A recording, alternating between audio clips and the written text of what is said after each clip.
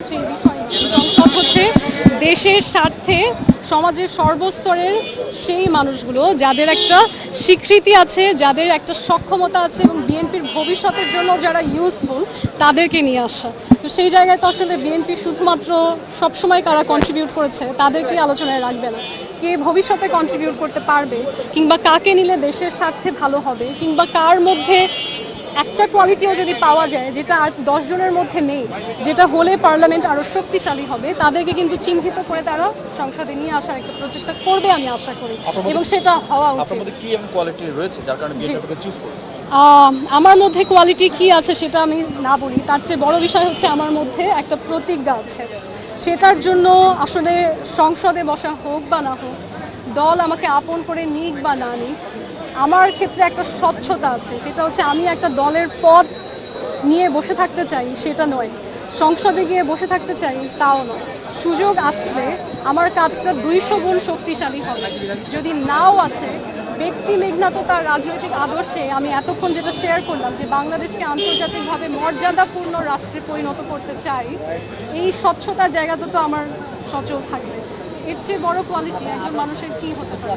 আপনি একজন সায়েন্টিস্ট হতে পারেন, আপনি একজন বিশাল বড় নোবেল পিস প্রাইজ উইনার হতে পারেন, কিন্তু আপনার যদি সেই স্বচ্ছতার জায়গা না থাকে যে আমি আমার দেশের জন্য কাজ করব, আন্তর্জাতিক মহলে আমার না আমার দেশের সুনামের জন্য কাজ করব, তাহলে তো আসলে আপনাকে সর্বশক্তি দিয়েও আপনি কিছু করতে পারবেন না।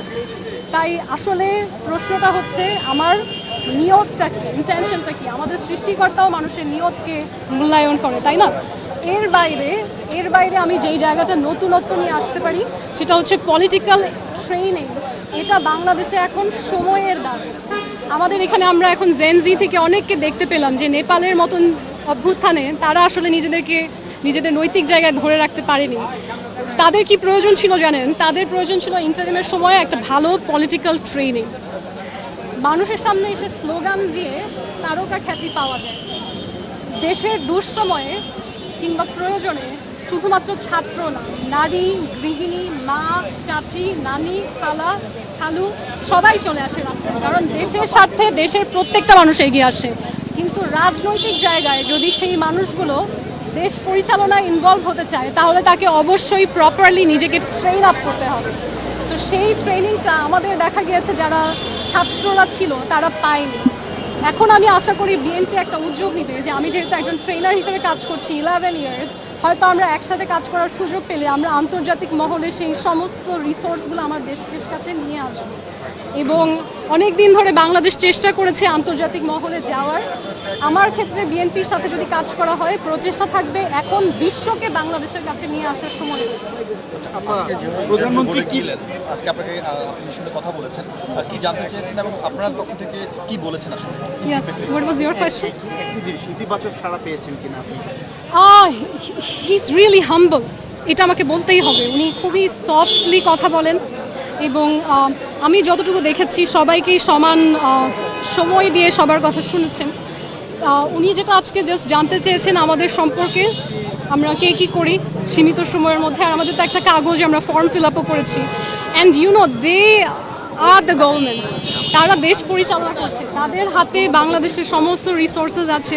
যে কোনো ব্যক্তি সম্পর্কে তার অদ্যপান্ত যা জানার বোঝার আমার মনে হয় তারা সব কিছুই করতে সক্ষম। সো আসলে আজকে সামনে এসে অনেক কিছু বলার স্কোপ বা প্রয়োজন কোনোটাই নেই। আজকে যেটা ছিল এটা একটা সৌজন্যতা, এটা একটা সম্মানের বিষয় যে আজকে আমি আমার যে রাজনৈতিক পথ চলা সেখানে এত দ্রুত আসলে আমাদের যিনি মাননীয় প্রধানমন্ত্রী তার সাথে একটা সাক্ষাৎ হলো, তার সাথে একটা মত বিনিময় হলো। I think this is a tremendous step, না? এটা মানুষকে অনেক ইন্সপায়ার করে। আরও অনেক মানুষ যারা বিএনপিতে যোগ দিতে চায় বা রাজনীতিতে অংশগ্রহণ করতে চায় বা ভবিষ্যতে পার্লামেন্টে যাওয়ার একটা চেষ্টা করবে, তারা হয়তো এটা দিয়ে অনেক অনুপ্রাণিত হবে যে আমাদের প্রধানমন্ত্রী এত ফ্রেন্ডলিভাবে সবাইকে ওয়েলকাম করছে।